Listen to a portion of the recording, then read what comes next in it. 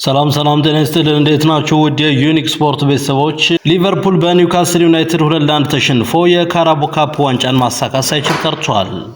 በእንግሊዝ ብሔራዊ ቡድን ስቴዲየም በዌምብሌይ ስቴዲየም ላይ በተካሄደው በዚህ ጨዋታ ለሶስትዮሽ ዋንጫ ሲጠበቁ የነበሩት ሊቨርፑሎች በቀናት ልዩነት ከሁለቱ ዋንጫዎች ውጭ ሆነዋል።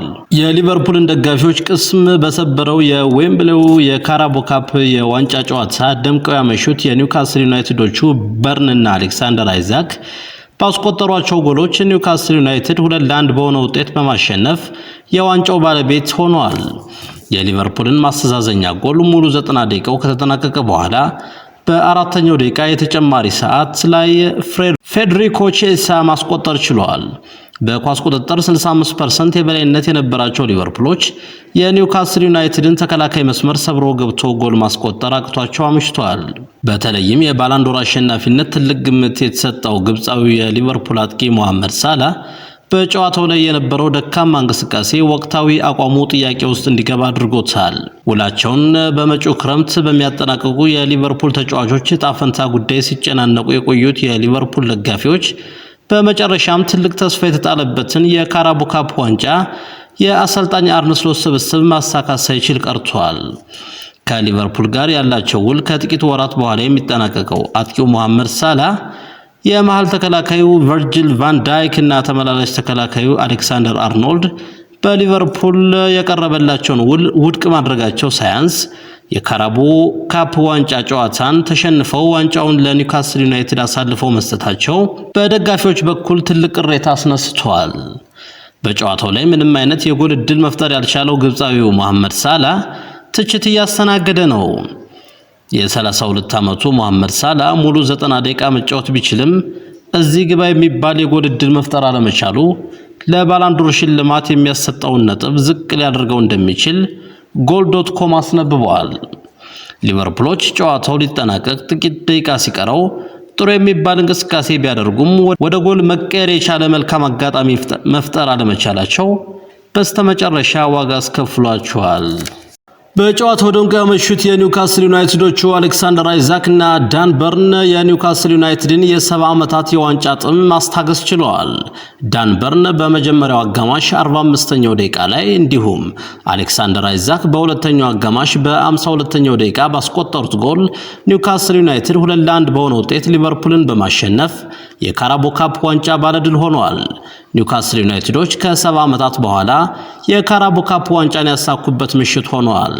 የኒውካስል ዩናይትዱ አሰልጣኝ ኤዲ ሆዊ በሁለቱም አጋማሾች ከተጋጣሚው ሊቨርፑል የተሻለ ቡድን ይዘው ወደ ሜዳ የገቡ ሲሆን በስተመጨረሻም ጨዋታውን በማሸነፍ ዋንጫውን ከፍ ማድረግ ችለዋል።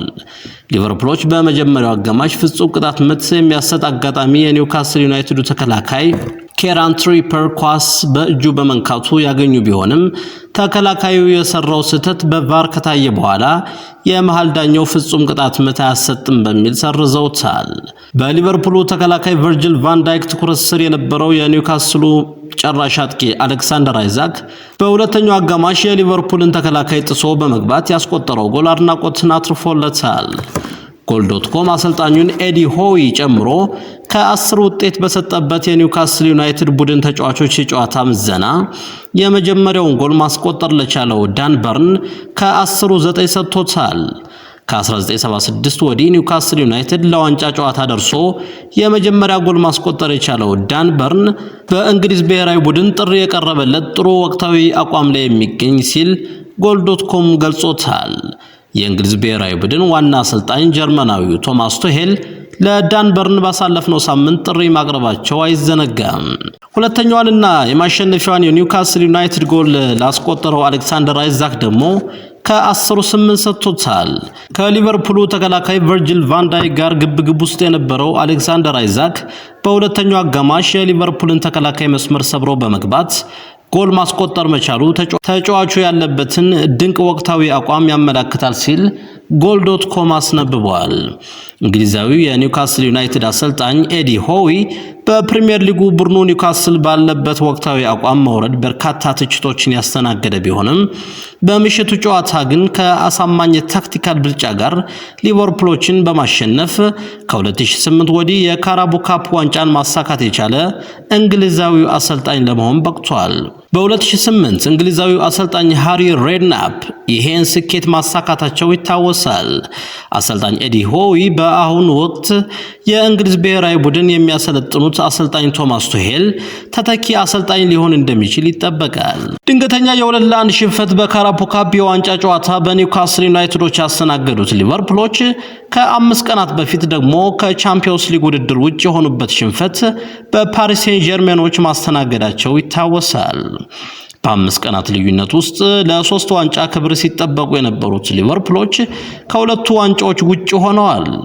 አሁን ተስፋ የሚያደርጉት ብቸኛው ዋንጫ የፕሪሚየር ሊጉን ዋንጫ ብቻ ሆኗል። ከቻምፒዮንስ ሊግ አሳዛኝ ሽንፈትና ተስፋ የመቁረጥ ስሜት በቀላሉ መውጣት ያልቻሉት ሊቨርፑሎች ድጋሚ ሌላ ሽንፈት በኒውካስል ዩናይትድ አስተናግደዋል።